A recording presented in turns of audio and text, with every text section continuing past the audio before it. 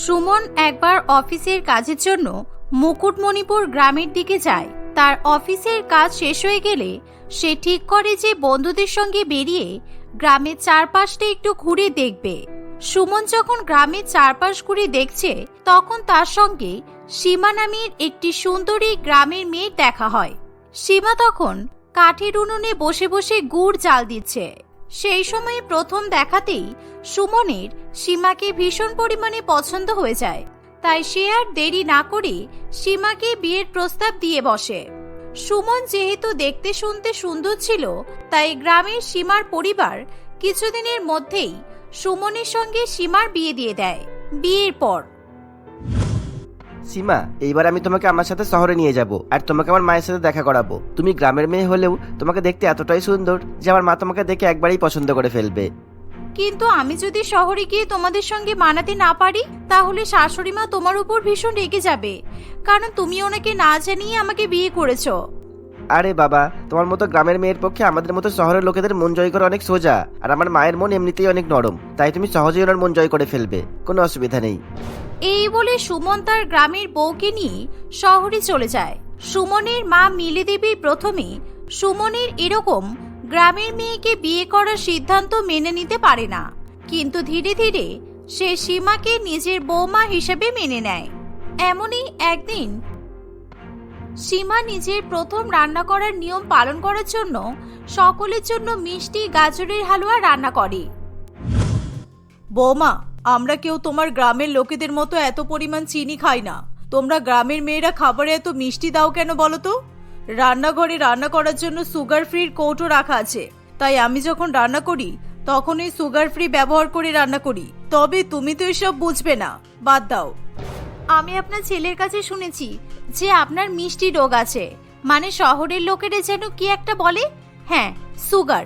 তাই আমি আপনার জন্য গাজরের হালুয়ায় চিনি দিইনি।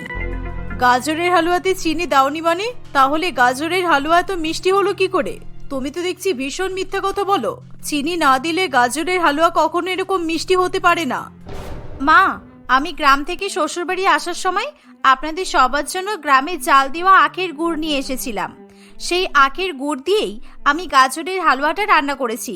আর আখের গুড় দিয়ে রান্না করা খাবার খেলে মানুষের শরীর অনেক ভালো থাকে। এরপর থেকে আমি আখের গুড় দিয়ে রান্না করব, তাহলে চিনি কেনার খরচাও আর বহন করতে হবে না।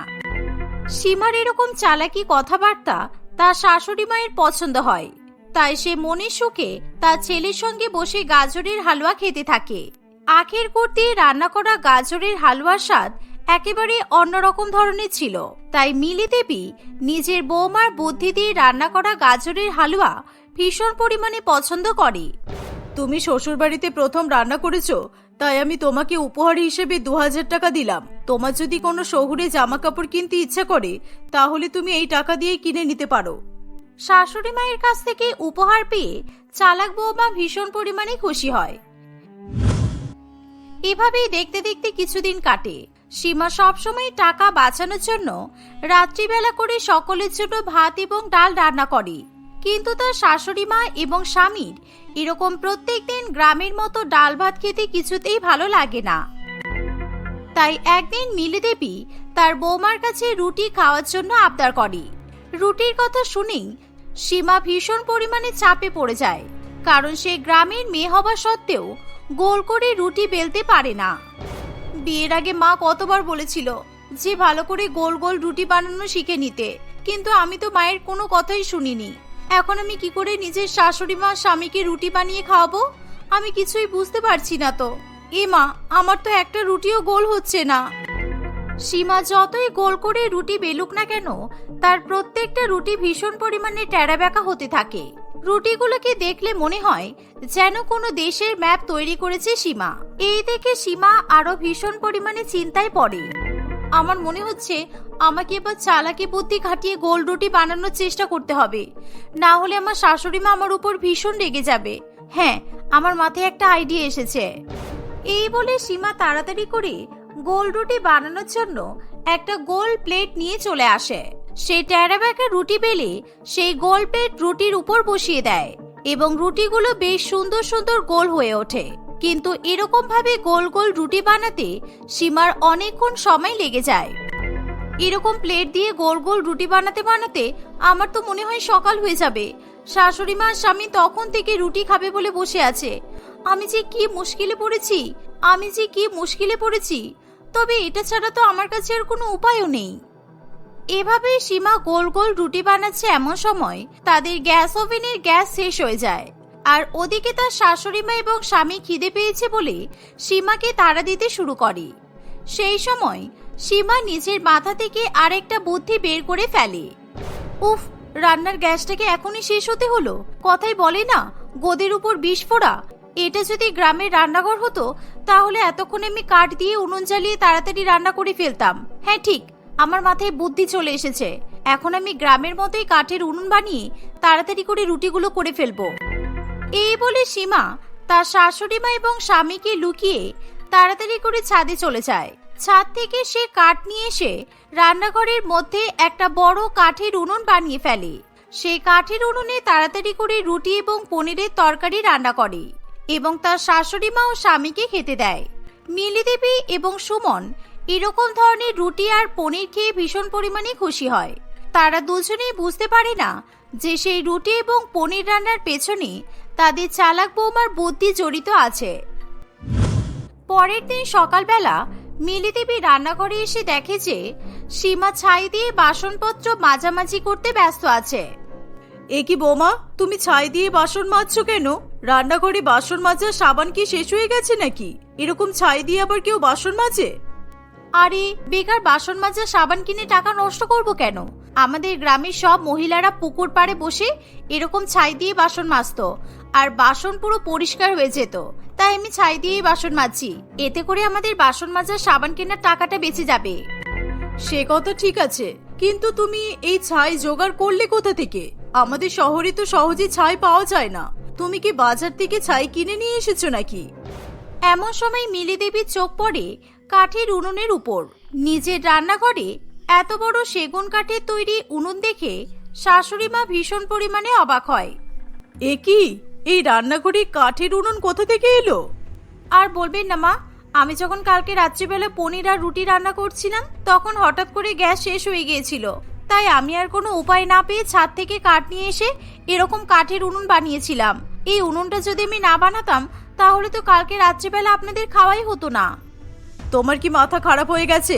আমি সেগুন কাঠের ড্রেসিং টেবিল বানাবো বলে ছাদে সেগুন কাঠগুলো জমিয়ে রেখেছিলাম, আর তুমি সেই দামি কাঠ দিয়ে কাঠের উনুন বানিয়ে ফেলেছো। আমাকে একবারও জানানোর প্রয়োজন মনে করনি তুমি? তুমি জানো এই কাঠগুলোর দাম 10,000 টাকা? নিজের গ্রামের চালাকি বুদ্ধি খাটাতে গিয়ে তুমি আমার অনেক বড় ক্ষতি করে ফেলেছো। দয়া করে কিছু মনে করবেন না মা, আমি সত্যি বুঝতে পারিনি যে এই কাঠগুলোর দাম অনেক বেশি। কিন্তু কালকে যদি আমি কাঠ জ্বালিয়ে রান্না না করতাম তাহলে আমাদের কপালে তো খাওয়াই জুটতো না। আমাদের বাড়িতে সবসময় একটা এক্সট্রা গ্যাস সিলিন্ডার রাখা থাকে। তুমি যদি কালকে আমাকে এই সমস্যার কথা বলতে তাহলে তো তোমাকে আমি সেটা জানাতে পারতাম। এই বলে মিলি দেবী রাগ করে সেখান থেকে চলে যায়। এভাবেই দেখতে দেখতে আরো কিছুদিন কাটে। তবুও সীমার মাথায় চালাকি বুদ্ধি কিছুতেই কমতে চায় না। কিন্তু তার মাথায় যে আসলে চালাকি বুদ্ধি নাকি বোকা বুদ্ধি সেটার পরিচয় ধীরে ধীরে তার শ্বশুরবাড়ির লোকেরা পেতে শুরু করে।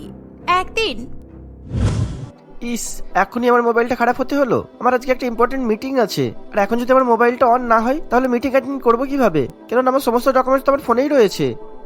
কি হয়েছে সুমন, তুমি এত চিন্তা করছো কেন? আজকে তুমি বলেছিলে তোমার অফিসে একটা মিটিং আছে, কিন্তু তুমি এখনো বাড়িতে বসে আছো। আজকে তুমি অফিসে যাবে না?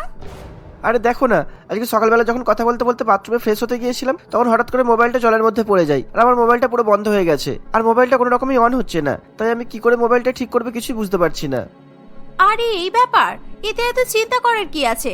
তুমি আমাকে মোবাইল ফোনটা দাও, আমি এক্ষুনি তোমাকে ঠিক করে নিয়ে এসে দিচ্ছি। দেখবে তোমার মোবাইল ফোন আগের মতো আবার দৌড়াতে শুরু করবে।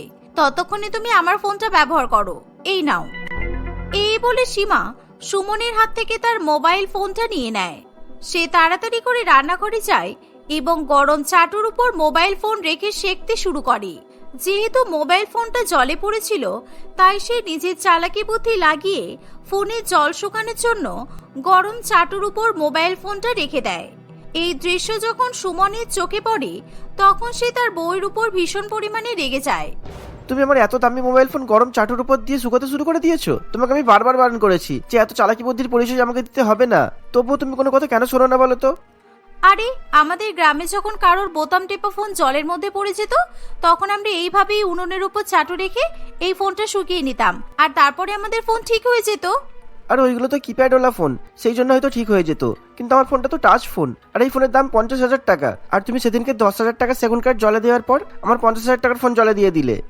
আরে জলে কোথায় দিয়েছি, ফোনে তো তুমি জল দিয়েছিলে, আমি তোমার ফোনটা বরং ঠিক করে দিলাম। সুমন হঠাৎ করে দেখে যে তার টাচ ফোন সত্যি সত্যি চলতে আরম্ভ করেছে। আসলে উনুনের তাপ পেয়ে টাচ ফোনের ভেতরে সমস্ত জল শুকিয়ে যায়, তাই সুমনের ফোন ঠিক হয়ে যায়। আসলে উনুনের উপর বসানোর আগে সীমা সেই ফোন আটার ড্রামের মধ্যে রেখেছিল, তাই সুমনের ফোন ঠিক হতে শুরু করে। আমার ফোনটা এখন ঠিক হয়ে গেছে বলে এটা ভেবো না যে এরকম উনুনের ওপর ফোন রাখা সঠিক কাজ, কেননা একবার যদি ফোনটা ব্লাস্ট করে যেত তাহলে কি হতে পারো তো? আর কোনোদিন এরকম উনুনের ওপর ফোন রাখবে না বলে দিলাম। তুমি ঠিক কথাই বলেছো, আমি আমার চালাকি বুদ্ধি কখনো খাটাবো না, কিন্তু তোমার ফোনটা ঠিক হয়ে গেছে এটাই আমার কাছে বড় ব্যাপার। তবে এরপরে আমি আর কখনো চাটুর উপর ফোন রাখবো না।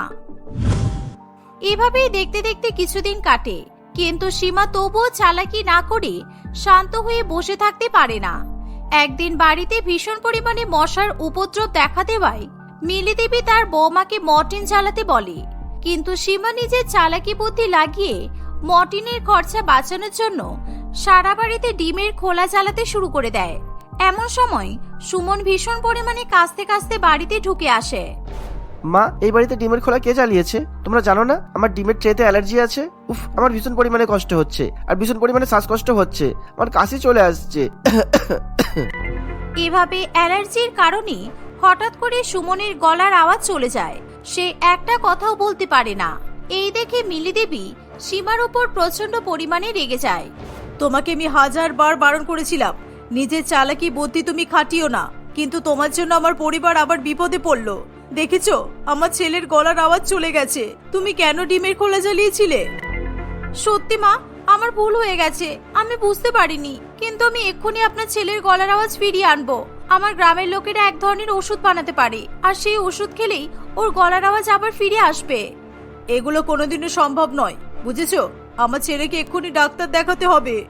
সীমা তার শাশুড়ি মায়ের কোনো কথা শুনতে চায় না, সে তাড়াতাড়ি করে বাগান থেকে বাসক পাতা তুলে আনতে চলে যায়। কিন্তু বাগানে থাকা বিছুটি পাতা এবং বাসক পাতার মধ্যে সীমা কোনো তফাৎ বুঝতে পারে না, তাই সে বাসক পাতার পরিবর্তে বিছুটি পাতা তুলে এনে ওষুধ বানাতে শুরু করে। সীমা গ্রাম্য পদ্ধতিতে চালাকি বাজিয়ে ওষুধ বানানোর পর সেই ওষুধ জোর করে সুমনকে খাওয়াতে শুরু করে, আর ওষুধ খাওয়া মাত্রই সুমনের গলা ভীষণ পরিমাণে চুলকাতে থাকে। ওরে বাবা গো, ওই চালাক বউ আমাকে মেরে ফেললো গো, আমাকে বিশুটি পাতার ওষুধ খাইয়ে দিয়েছে, আমার গলা ভীষণ পরিমাণে চুলকাচ্ছে। মা, তুমি এক্ষুনি ডাক্তারবাবুকে ডেকে নিয়ে এসো। মা দেখুন, আপনার ছেলে কথা বলে উঠেছে। আমি এমন বাসক পাতা দিয়ে ওষুধ বানিয়ে দিয়েছি যে সুমন কথা না বলে থাকতেই পারবে না। আরে তুমি বাসক পাতা নয়, আমার ছেলেকে বিছুটি পাতা দিয়ে ওষুধ বানিয়ে দিয়েছো। দেখছো না ওর গলা কিভাবে চুলকে উঠেছে? কথায় আছে অতি চালাকের গলায় দড়ি, তাই বেশি চালাকি করতে গেছো বলে আজকে আমার এই ছেলের এই অবস্থা হয়েছে। মিলি দেবী ডাক্তারবাবুকে ডেকে এনে নিজের ছেলেকে আবার আগের মতো সুস্থ করে তোলে। আজকে একমাত্র গ্রামের বউয়ের বেশি চালাকির কারণে তার স্বামীর শরীর আরো বেশি খারাপ করে, তাই সীমা নিজের ভুলের কারণে মনে মনে অনুতপ্ত হয়। সেদিনই সে নিজের মনে মনে প্রতিজ্ঞা করে সে আর কখনো চালাকি করবে না। তারপর থেকে সে যখনই কোনো চালাকি বুদ্ধি প্রয়োগ করার চেষ্টা করত, তার আগে তার শাশুড়ি মা কিংবা স্বামীর কাছ থেকে অনুমতি নিত। এভাবেই তাদের মধ্যে আর কখনো কোনো ঝামেলার সৃষ্টি হয় না, তারা সকলে মিলে হাসি খুশি বসবাস করতে থাকে।